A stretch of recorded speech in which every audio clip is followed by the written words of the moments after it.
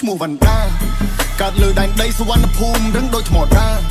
ដាក់ផែនទីខ្មែរគេ zoom មិនធម្មតាលើកទង់ជាតិខ្មែរជាលើកដំបូងស្រេចពេញលោកកា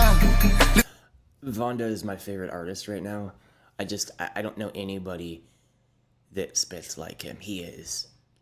is phenomenal. I mean, he is genuinely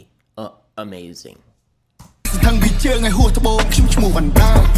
កើតលើដែនដីសវណ្ណភូមិរឹងដូចថ្មដាដាក់ផែនទីខ្មែរគេ zoom មិនធម្មតាលើកទង់ជាតិខ្មែរជាលើកដំបូងស្រេចពេញលោកកាលើស្ថឹងពីជើងឲ្យហួសត្បូងបោះសោកពីសម្ដីតាក់ទាញស្រីលបោអ្នកមាក់ថប់សម្ដីបាត់ឈ្មោះពីនគរចាញ់ដែងទ្រឹស្ដីឈប់សម្ដីទៅតាម flow ខ្នះខ្នែងដូចកវីពីសម័យមហានគរខាងនេះដូចជារ៉ូមែនចាំលេងជាមួយមន្ទិលគូចម្រៀងភងពុកជ្រងលេងដឹងជើងត្បូងលេងទៅពតដឹងកលជួបពេលភ្នែកខំស្គបព្រីស្គបដល់ប្រាប់គេថាខ្ញុំជាមិត្តភក្តិតាំងតែខ្ញុំសម័យខ្លួនមិនដែលនៅស្គាល់អ្នកចង់មានអធិពលពីអ្នកមិនខំប្រឹងស៊ីបាយតបពីខ្ញុំមកសាច់ហើយសន្និដ្ឋានឆ្អឹងក៏ព្រមបង្គាមមិនជួយទៅឈាមដៃតង់ឡើងរវាង